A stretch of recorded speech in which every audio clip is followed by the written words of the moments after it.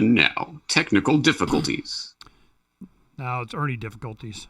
The computer went off and it cleared all my stuff, and then I got to go. If I haven't used it, actually booted that computer for like a billion years.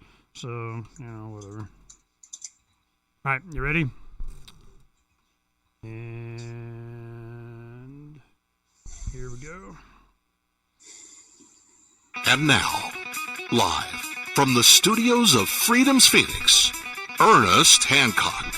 Believe me when I say we have a difficult time ahead of us. But if we are to be prepared for it, we must first shed our fear of it. I stand here without fear because I remember that I am here not because of the path that lies before me, but because of the path that lies behind me. I remember that for 100 years we have fought these machines. And after a century of war, I remember that which matters most. We are still here! Today, let us make them remember.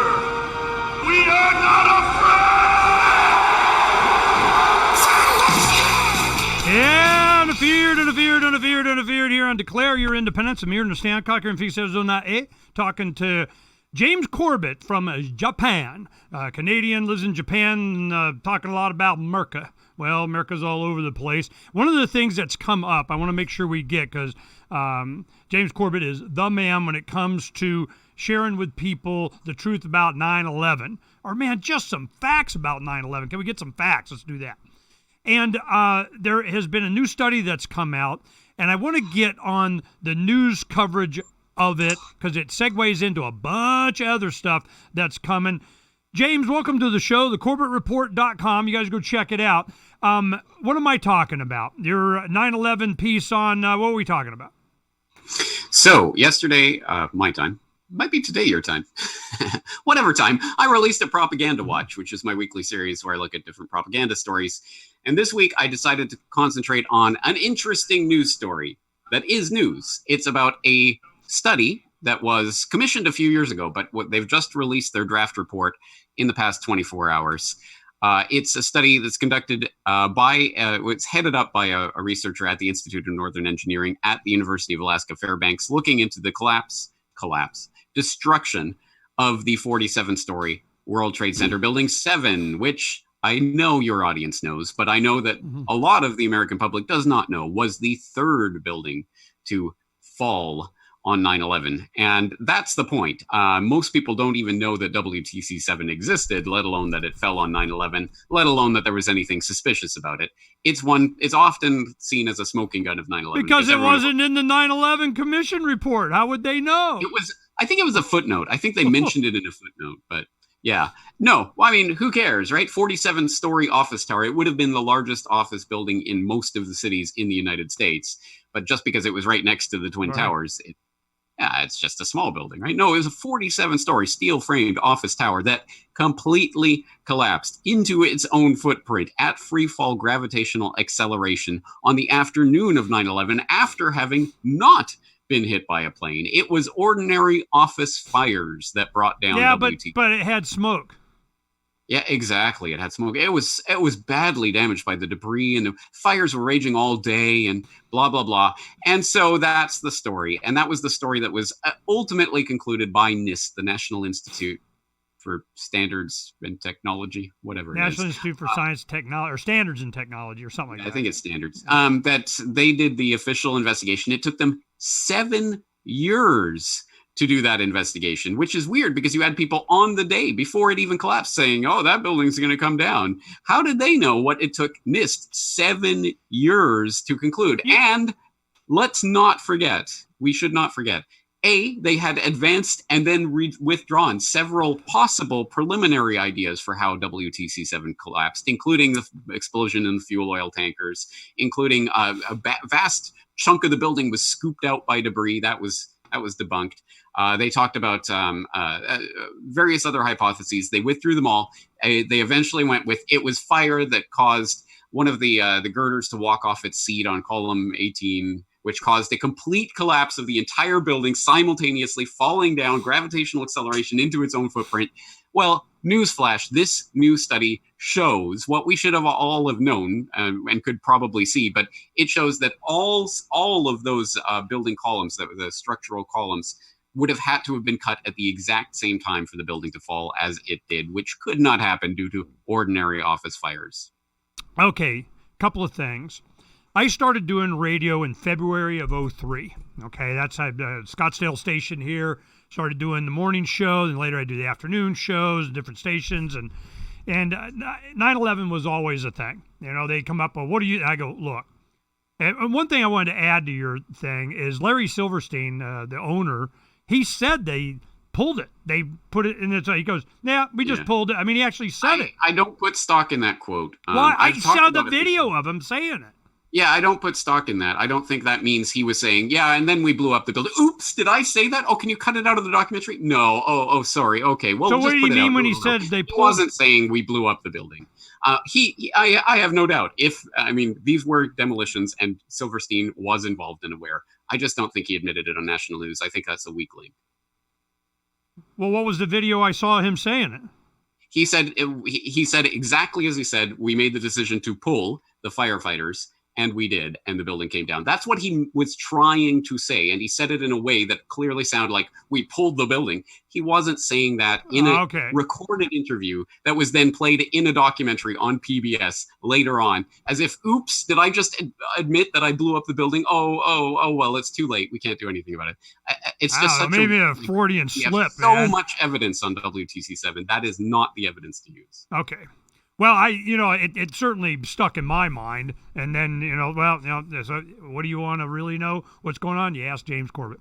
The one thing that I always did when people would bring this up is where'd all the molten metal come from? Yeah, but blah, blah, blah. I go, yeah. Where'd all the molten metal come from? That's all I'd ever say for years. They go on, blah, blah, blah. I go, yeah, that's all really interesting. Where'd all the molten metal come from? And I learned this from being an employer. Whenever you had to, being an employer of hundreds of employees in the restaurant business over the years or whatever. Whenever you go to the wage and board of whatever, and whether they get unemployment and all this kind of stuff, they want to know why you terminate. I go, one reason. Because if you pick a bunch of different reasons, then they're able to kind of pick apart one, or they're able to, this happened to this person, you didn't fire him for that, or why did you single out this one, that kind of thing. So you always find one good, best thing, and you stick to that. Because they pointed a gun at me, or they stole my money, or whatever. What, I need another reason? Fired. Well, with 9/11, to me, it was the molten metal. And when you have them weeks after, you're picking up just molten, dripping metal, I'm going, where the hell did all the molten metal come from? Blah, blah, blah, blah, blah. Yeah, it's all very interesting. Where did all the molten metal come from? And then you had the columns that were like severed at an angle and so on. So there's way more than enough, just like with a lot of other news things. You're going, yeah, if we can find out this one thing, well, then we'll know. Well, of course, they don't want to talk about that. And it's just been stupid. Why has it taken so long for anyone to even do the research? Of course, they also committed crimes in order that people would never be able to solve those questions by, for example, shipping all the steel out immediately and getting it shipped out to China, where it will never be seen again, immediately. Why did they clear the crime scene like that? Because it's a crime scene that they were involved in, clearly. Which later they found other stuff, and we can go on and on and on about 9/11 again. But that's not what I really wanted to talk about. It's what you brought up, which was, one, Building 7, what's that? It's amazing, even still, people, even in New York, they have no idea what you're talking about. So Jordan Page did a song, Whatever Happened to Building 7? I was like, good on you. So the thing is that when you made the point in your propaganda watch that it's just not worthy of anybody even talking about, who are these people? Oh, you're talking to me? Yeah. So the point of that video one of the points of that video, one point is to draw people's attention to the study. The other point is to draw people's attention to the fact that no one is drawing your attention to that study, because the fundamental point of that video is the news media gets to define the news agenda, and they do so by saying, by implicitly, it's not even like they give people a list of talking points. No, they talk about this story. They do not talk about that story. And we all react to what we are seeing, so that even in the independent media, people will look at what CNN or whatever are talking about so that they can then debunk it or whatever. But you're still following that news agenda. You're still chasing their tail, and they get to decide what we do and do not talk about. And that's one of those things that you can't see. You cannot see what you cannot see, which is the insidious part of it, because we don't even realize often that we're just chasing the MSM's tail. You know, I've had a lot of experience with this, you know, in politics and so on. And the fact that we would drive the agenda as candidates, libertarians were out being, you know, buttheads here in Arizona. And they would go, well, what do you think about, what do you think about, and you're bad because, and kind of, well, why you're talking about that, this is the real issue. And we go, I don't care. We're going to talk about this, this, and this. And it had nothing to do with what they wanted to talk about. So they'd make fun of whatever it is that you wanted to talk about. And it was one of the quotes that you had in your documentary of Bush going, now let's not be distracted and put up with conspiracy theories, you know. And I'm going, wow, here it comes, you know. So I understand this. What's the solution? And I want to get into this agenda that they have that's starting to crack, in my opinion. So what do you think the news media organizations and the dependency that those have on them to carry their water for them, it's kind of slipping away, don't you think? Well, I hope so. And at least we could push that further. And that's up to people like myself and yourself. We have a part to play in this by not simply going through, okay, so what's the news feed? And let's post, oh, that's an interesting story. Let's post that story. That's an interesting story. Let's post that story. Because again, you're ultimately chasing the MSM's tail when you do that. You have to understand and follow your own interests, and not exclusively. Of course, we have to engage with the news world as it exists, as it's presented to us, but we have to play a part in setting that news agenda. And that could be things like keeping your eye on pieces of information like this study or other things that you think are important and you make into a news story. You say, I don't care if CNN is covering this or not. It doesn't matter. Here's a news story. That's one way of doing it. The other thing is to simply follow your interests and your inclinations and things that you see popping that maybe other people don't see, and try to articulate that, which is what I do. And I won't whine that I don't get enough credit for it. But for example, when I put out an episode a couple of years ago about psychographics 101, talking about psychographics, what is this? This is this new arcane wizardry that the technocrats are using to try to determine your personality from, you know, what you click on and things like this. And I was talking about that in great detail in a podcast episode a couple of years ago. And I mentioned in that course of that podcast episode, this company that no one had heard of, Cambridge Analytica, that, oh, by the way, they're bragging about having elected Trump and they're talking about Brexit and all this. And then it was 6 months after that episode was released, the big Cambridge Analytica story broke and everyone went, oh my God, who knew this existed? Well, Corporate Report listeners knew it existed because I saw this important thing and I didn't care whatever the mass school shooting or whatever was popping in the newsfeed that day. I said, no, I'm going to make an episode about this because I know this is important. And I put it on record, and then it becomes important when the news finally catches up. You know, I get that all the time. People go, oh, you should report this. How come you didn't report this? You got to report this. I go, where the hell were you 3 months ago? You know, if you're a regular reader, we're all over. I'll show you. This is just the front page of Freedom's Phoenix right now. Safe, factory, mass-producible, truck-sized nuclear reactors. I'm like, boom. I think I'll put that up, which we've been following, you know, this kind of stuff, getting it down and down. Energy is going to change everything. You go to top on the left side of Freedom's Phoenix over here, it says Top Tech News right there. It is all the tech that people just have no idea what's coming. And let me say this to you on air, Ernie. This is your strength because you know this stuff. You're following it. This is your passion and what you're interested in. And if Freedom's Phoenix becomes the place for me to, like, if I'm looking for some new energy idea or new transportation or something that's popping, oh, what's the latest tech?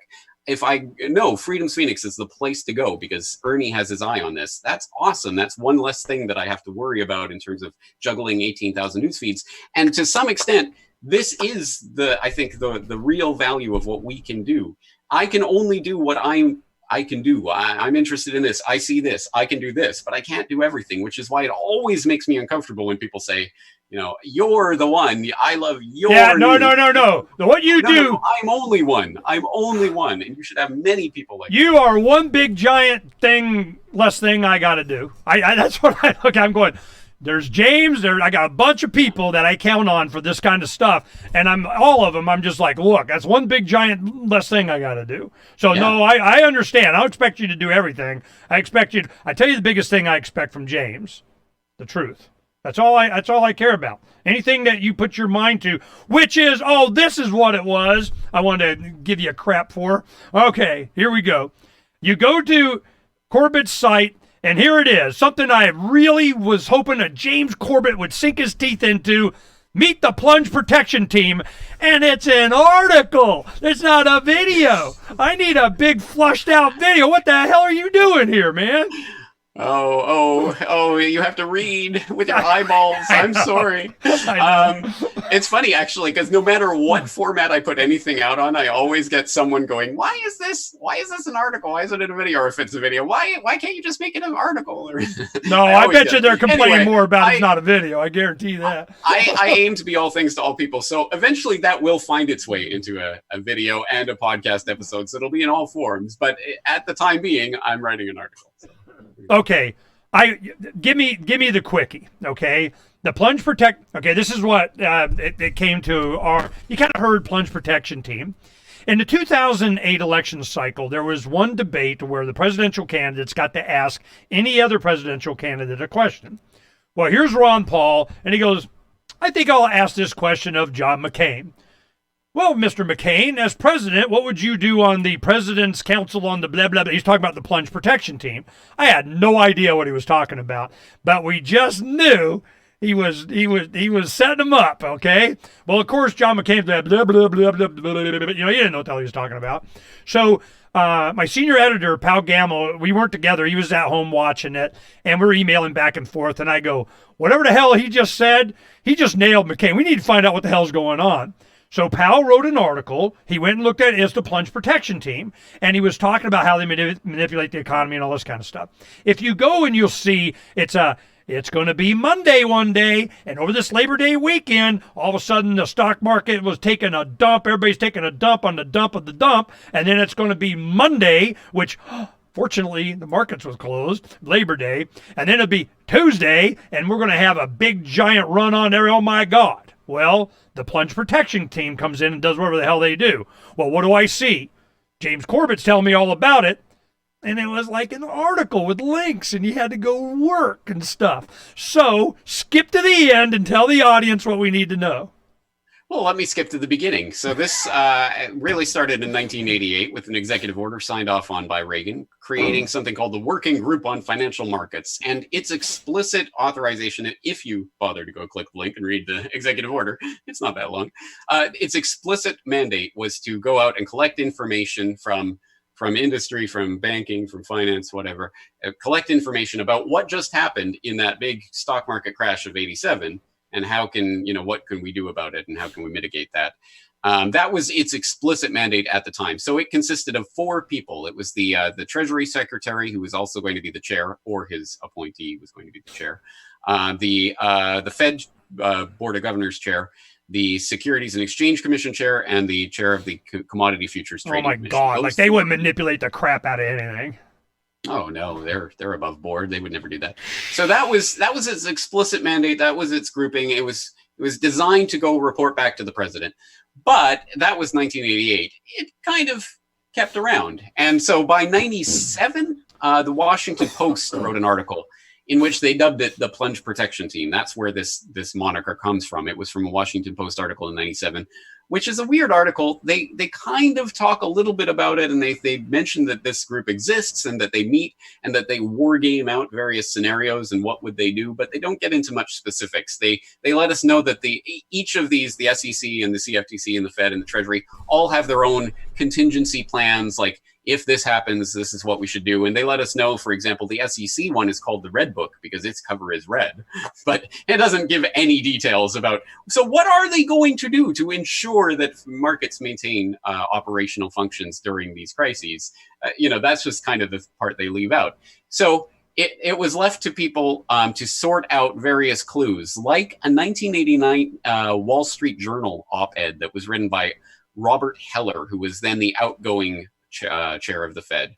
And he wrote an article called Have Fed Support Stock Market Too, in which he suggested, wouldn't it be a great idea if in times of crisis, the Federal Reserve could be used to, say, buy up stock indices to make sure that the markets don't crash. Entire indice? Well, yeah. But you mean like all of them in the index? You're investing in futures. You're not buying stocks outright. That would be monetization. Okay. That would be a bad thing. You're buying futures. You're buying into the index. You're not manipulating any particular company or stock. It's all above board. Anyway, is it derivatives? Are they getting as far as derivatives? Exactly. Which is the index is so derivatives of an index. Exactly. And that's exactly what the BOJ is doing right now, for example, right? I mean, that is what the Bank of Japan is openly doing. Trillions of yen being pumped into the Nikkei index. So they don't own they do own some stock, but they don't own much of any particular company. They own the market, generally speaking. So, so this was proposed in '89 in this op-ed piece. It's just, wouldn't it be nice if we could do this? But there were people, this one reporter, John Crudell, who picked up on that. And he's been reporting on it ever since that time, for decades now. He's been reporting on this. And he thinks, this probably wasn't like a wish list. If only we could do this. It was probably saying, this is what we are doing. And so he's been operating on that assumption for decades now. And he's written a lot of articles, including some that I point to here. Well, there's a couple of things I point to in this article, and please go read the article. Don't be lazy like Ernie. Everyone out there, please read it. I read it, but I mean, there's like a lot of links and hypertext. Oh my God, do a video. Yeah, it's the funny thing is I spend a good deal of time in my week on this newsletter, and there's dozens and dozens of links in all of these. It's really some of my best research. And then I get comments from people. I think James just throws these away. They're just designed to get people. Well, that's attention. Also part of your. I mean, the complete. Is your subscription list or something too, right? Right, it's a subscriber newsletter. Okay. But it is available for free. There is a link to the free version because I don't keep anything behind a paywall. Anyway, so in September 2001, what happened? Oh yeah, 9/11, which of course was going to utterly bottom out the markets, completely gut them. Who would want to buy in the wake of 9/11? No one, right? No one in their right mind. So on September 17th, 2001, Good Morning America hosted George Stephanopoulos, who we're all familiar with, of course, who was reporting on the Plunge protection team that was going to come in. And he says, so this is his direct quote: the Federal Reserve, big major banks represented in the New York Stock Exchanges and other exchanges, they've been meeting informally so far, and they have kind of an informal agreement among major banks to come in and start to buy stock if there appears to be a problem.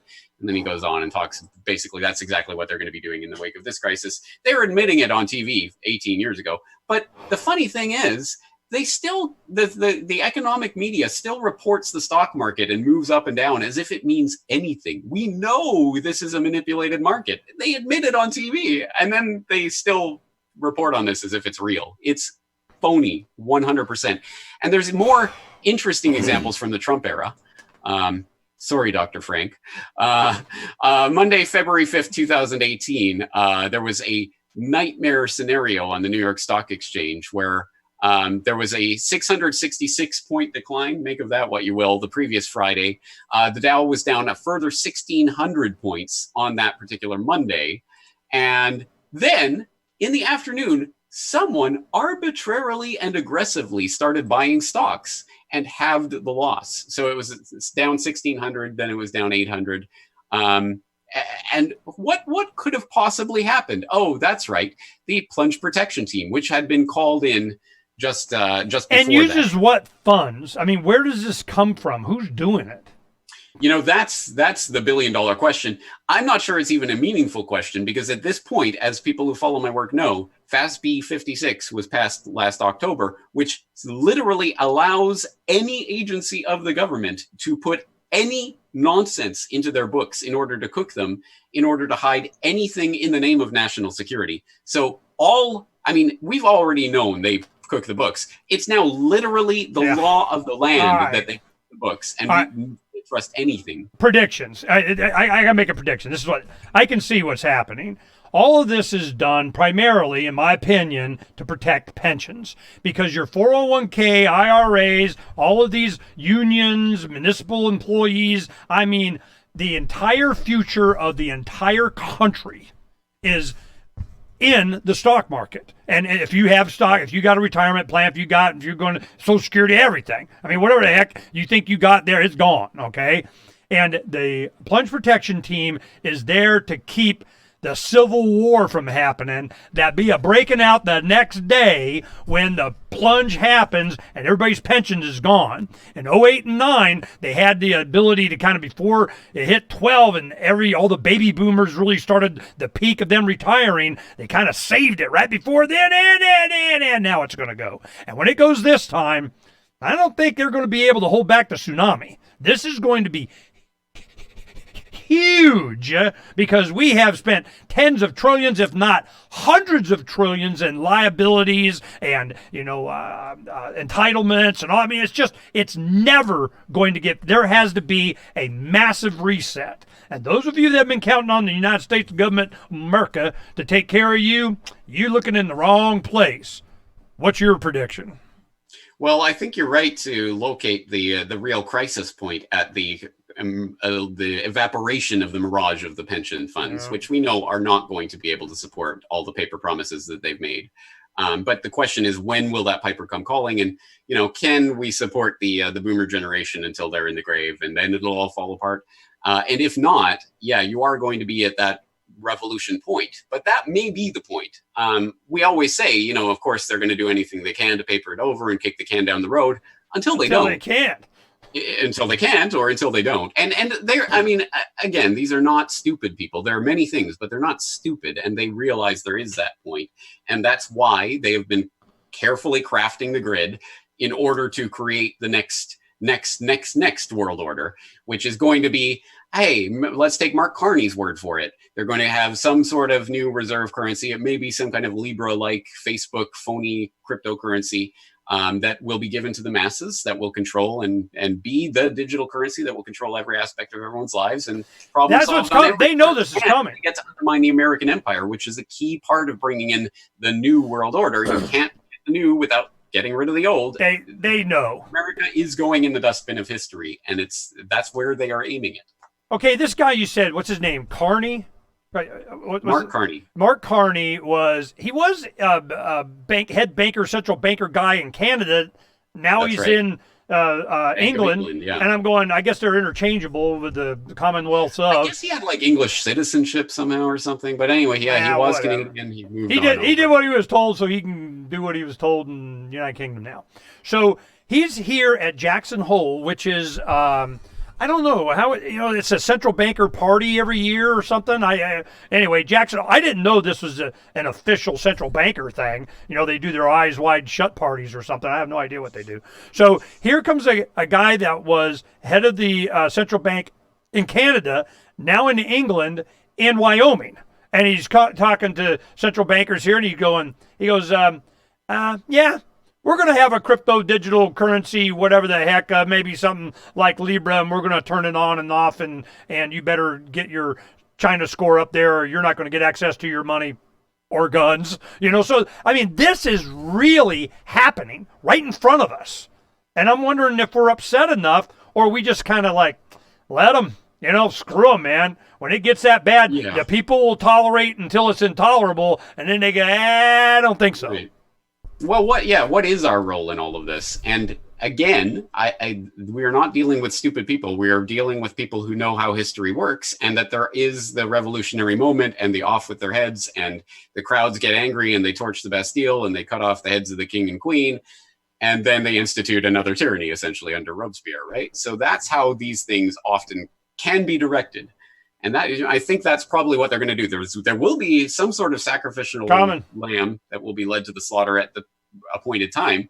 But will we fall for that? Will we be accepting of, okay, and now here's the new system and everyone can be safe again? And that only works if they can put us in danger. And they can put us in danger because we're all on this debt slave treadmill created by these phony paper promises printed out of thin air by the banksters, owed back at interest to the banksters themselves, because we all accept that and we all go along with it. To the extent that we find alternatives, that we foster and support community currencies and cryptocurrencies and alternative currencies and barter and lets and all of that, to the extent that we are already building that up as the infrastructure that will keep us safe when they collapse the phony baloney system, then we're immune. But I don't know about you. How many people in your area do you think will be a part of that community system that will survive? Not that many in my area. You know, because we came up, a lot of the people here in Arizona, kind of, you know, I don't know, preppers or any of that. So we just realists. I mean, we understood what was coming. So, I mean, you know, and the Mormon community is heavy here. My sister and this whole side of my mother's family, Mormon. So they got years worth of food. They got land. They know, I mean, they've been planning for this for, God done told them, you know, plan for this for a long time. So I'm not as concerned. Like, I know it's going to get bad. I think we will survive it, but that's the real goal, is just surviving, maybe even thriving. But to think you're going to stop it or change it or alter its course, you're not. So I'm just saying. The one thing I wanted to get into before we run out of time, what I'm showing the audience here is Dave Chappelle's Rotten Tomatoes stand-up reviews are in. They're exactly what you'd expect.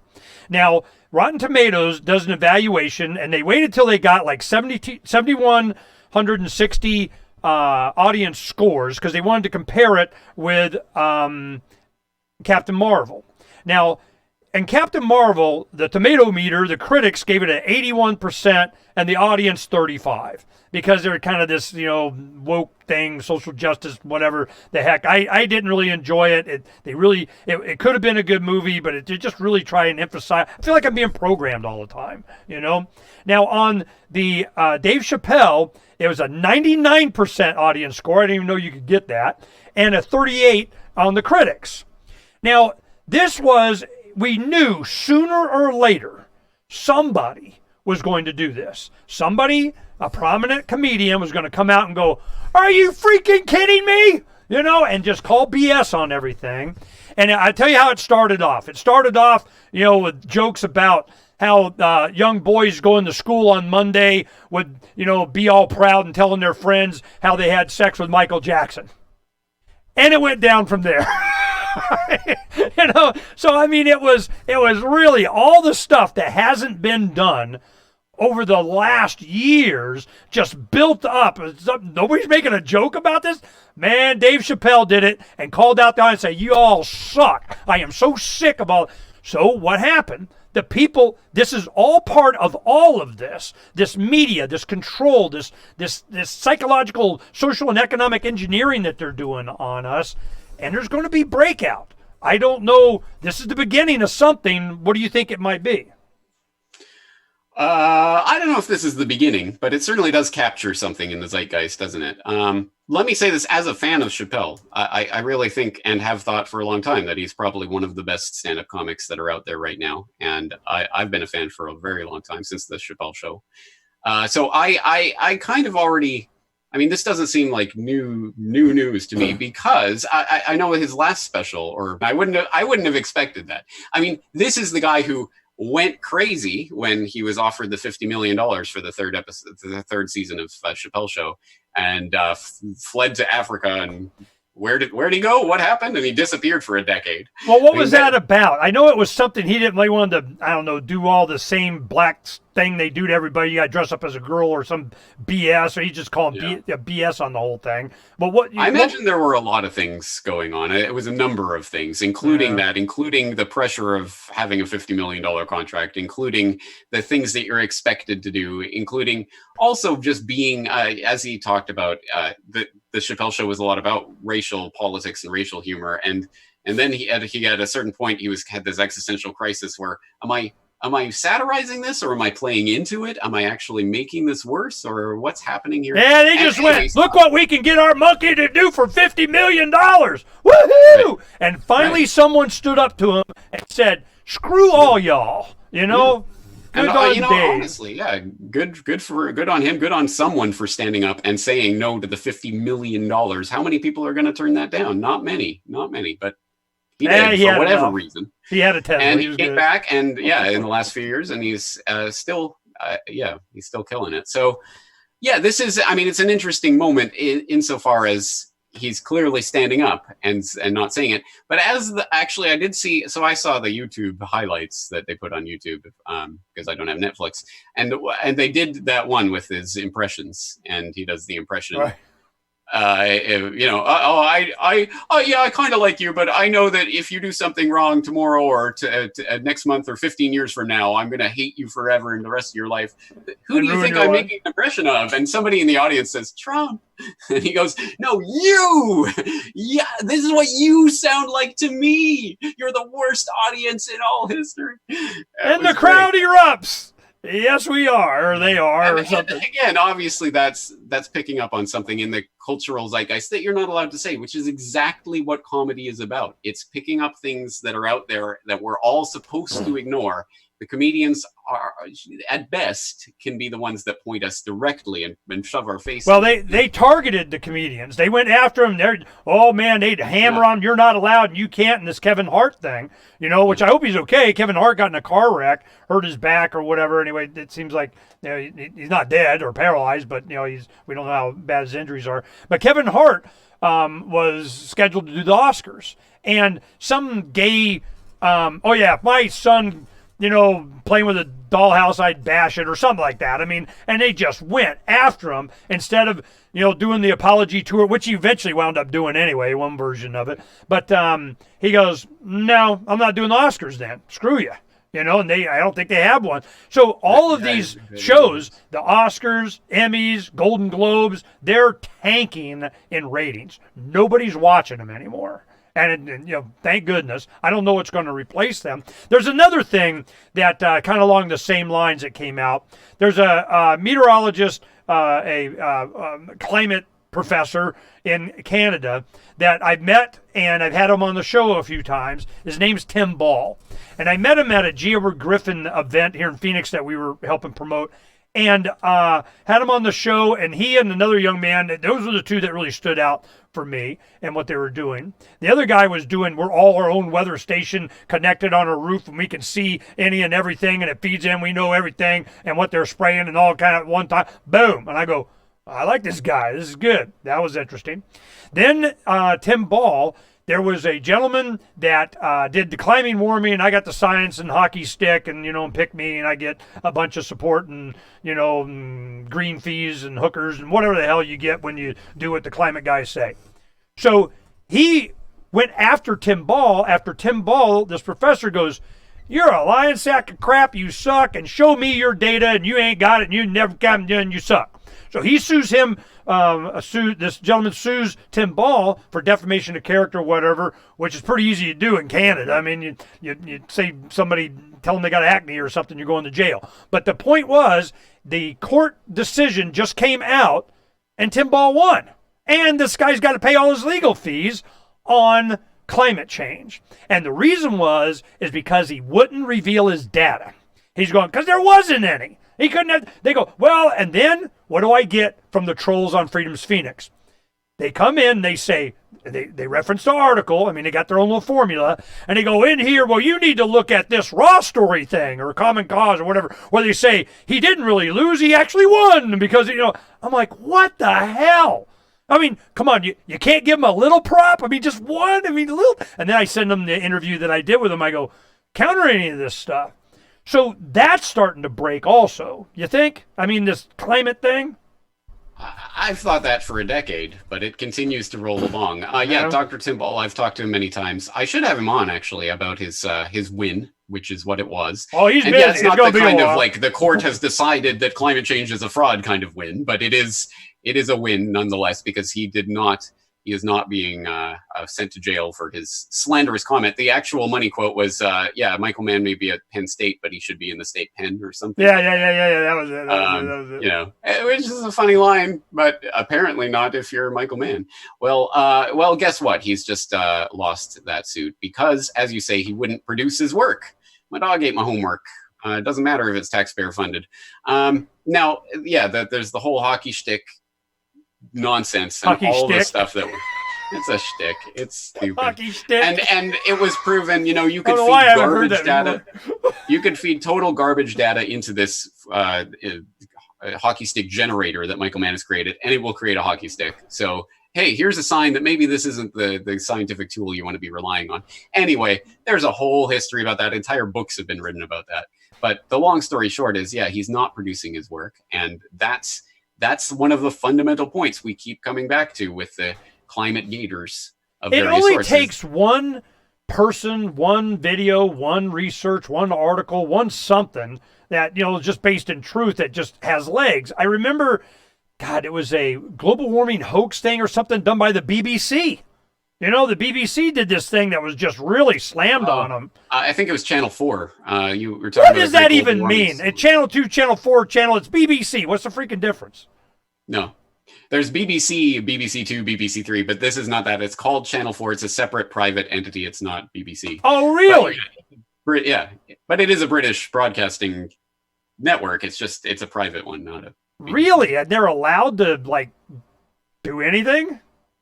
Yeah, more so than the BBC. Yeah, because the Great Global Warming Swindle would never be on the BBC. I guarantee you that. Oh, that shocked the crap out of me. I thought it said BBC thing on it or something. I'm somewhere. pretty sure. I have to double check, but I'm almost certain. I'm pretty sure it says BBC. Let's just check that real quick because that is interesting. It might say Channel that on 4. YouTube as the clickbait okay, title. Great Global. People have posted How Big Oil Conquered the World up as History Channel documentary. How Big Oil Conquered the World. Which is great. Okay, whatever gets people to click. I don't mind. Okay. Let me pull this up. The other thing I wanted to go on, how much time we got before we finish, is Hong Kong and Brexit. Now, which one you want to say 2 cents about? I could say about 2 sentences about either because I haven't prepared to talk about either of them. You know, I've been following, Luke Radowski went there, and we have him on regularly, and he got out of the airport, and he just did like an hour and a half of, all right, I'm turning on my phone, and we're live broadcasting. Let's see what's up. And the biggest thing that he'd seen is that they're very clean. They're very organized. Of all the other, protests he's been to, it's freaking, a mess everywhere. And he goes, they're very clean, they're very polite, they leave open, for people that's going in and out. They don't block anybody's travel. They're not trying to cause controversy just for the hell of it. And they're there and they're not going away. And the big thing is they're being infiltrated by the police. They're causing whatever vandalism and then blaming them for it and so on when they're consciously making an effort not to do that. And I don't know what they're thinking. It looks like the leadership in Hong Kong has decided to pull the extradition treaty, this week. I mean, they can change it at any time. But what China wants is to be able to just, any dissident goes to Hong Kong, Kowloon there, they just take them. Yeah. They can extradite them. And they're going, no, this is home base, and we're separate, and one China, two systems, whatever, we're separate. China's going, nope, you're not allowed to complain, and they're complaining by the millions. This is amazing. And I've been watching these things, and I don't think China, are they going back down at all? I mean, the bottom line? Here's the story as I understand it. So these protests were originally about that extradition treaty, as you say. But Carrie Lam, who I guess is I forget the director of the Hong Kong Council, whatever it's called, supreme leader, shelved it. Basically said we're withdrawing it. We're not tabling that legislation now. We're not going to go forward with that. But would not say it's scrapped forever. It's just we're withdrawing it. Anyway, that was the point, the kind of limbo, the political limbo that reached. But the protests continue, and then so what's the aim now? Is it to get Carrie Lam to step down? Well, actually, she recently admitted to a private group of companies, but I guess audio or video have leaked out, where she said, I wish I could resign, but I can't. Kind of like Beijing is in charge now, and I'm not going to be able to step down. Yeah, what that get her in trouble with China? I mean, is she appointed by China? Technically not, right? Technically, this is an internal Hong Kong process, but clearly China has a lot of strings that they are pulling and can and have some ability to. I mean, I don't know what the constitutional legal limits are in this transitionary period. By I think it's 2047, Hong Kong will be fully part of China. But right now it's in this special autonomous region that has certain rights that they can, in China isn't supposed to do this or that. But we know that a lot of the Hong Kong politicians are in bed with a lot of the Chinese politicians, and who's influenced by what and who can do what legally and what's done under the table. Yeah, no, it was like Hong Kong when they took over, they appoint the leader. There's no voting or anything. There is some kind of democratic process. Well, it's by approval. It's like the Queen lays hands on the Prime Minister or something. One of the things that happened a couple years ago, there was a couple of the like umbrella protest kind of people who got elected to the Hong Kong Council, and they wouldn't take the oath that they were supposed to take when they swore in. They instead of saying, to China or whatever, they said to the garbage can or whatever. They were insulting China in some way that made sense in Chinese.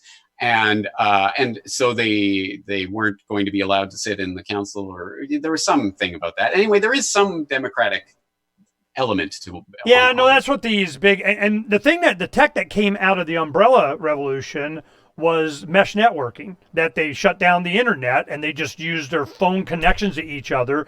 And it was called Open Garden at one time. Then it was Fire Chat, and then it was, and I remember the developer was a Russian guy I interviewed back when they were doing, Open Garden, but it just sucks all the data time off of your phone. But now that you have unlimited data, well, then it doesn't matter now. Now it's just your phone is the node. So that's how they're able to communicate and do this stuff. And so what are we learning? We're learning, they come up with something. Well, the people come up with something else. I looked this up because I remember I saw it. What I'm showing the audience is at the beginning, at 32 seconds, it has climate change, Britain under threat, BBC One.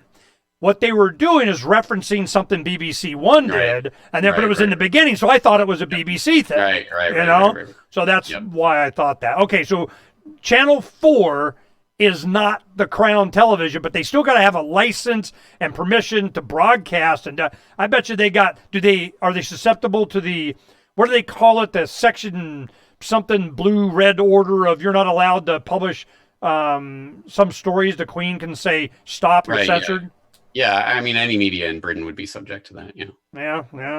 So, yay. Yeah. Yeah.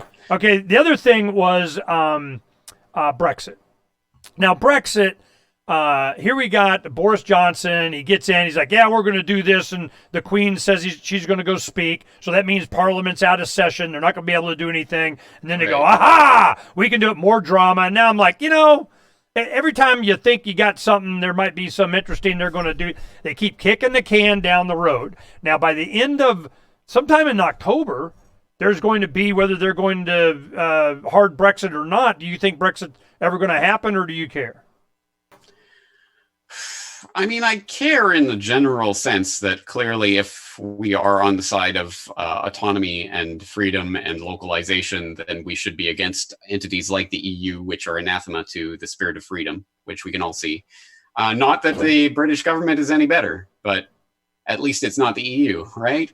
But that's not a great argument, because that's the kind of argument that leads you towards nationalism and, hey, let's all rally around this color flag instead of that color flag. No, I don't want to rally around a flag, thanks. But I mean, it is interesting to watch, and it could be valuable at least in the sense that it will wake up a larger proportion of the population to the fact that you are not in control of this political puppet theater that's placed in front of you. And hey, look, we got to vote to leave the EU. Oh, we can't leave the EU? Okay, well, I guess our vote means nothing. Yes, ding, ding, ding, your vote means nothing. So if it You're correct, sir. That would be valuable. But yeah, now I'm reading Parliament has rejected Boris Johnson's call for new elections. I thought they were prorogued or something. I don't know. I'm not following the day-to-day of Brexit. I'll believe it when I see it, essentially, which is essentially what I said at the time. I think it's great that at least enough of the UK population realize that the EU is not a good thing and is encroaching too much into what the average ordinary Briton should be doing in their day-to-day lives. But is this political process going to gain people their freedom? At the end of the day, I think we both know the answer to that. You know, that's we're 50 minutes into it. And I thought we'd never get through all this stuff in an hour, but we did, you know? Is there anything else you want to make sure you get on? No, I've got so much to do today. I'm sweating like a monkey. I got to get some water. Yeah, no, I'll let you go because I appreciate you taking this much time. I got everything I wanted, and I got the complain video on Plunge Protection Team. Damn it, you know, that's just cause. You'll get it eventually. I know. When are you gonna have your or is that it that you're working on? What's your secret issue? When's it coming out? We'll find out very soon. Very soon. Very soon. Very like before the end of the weekend. I got something to look forward to. Boom! You heard it here first. What he's not telling me he's going to talk about. Okay, so we'll see that then. We're always glad to have James there. And a bunch of other stuff. We're making big strides on IPFS, FYI. We got, but there's so much stuff going on but you're busy and you got to do that. And we got a lot more to report to you next week because we're working on it big right now. The Corbett Report. James Corbett. Thank you very much, James. Thank you. Take care. Peace.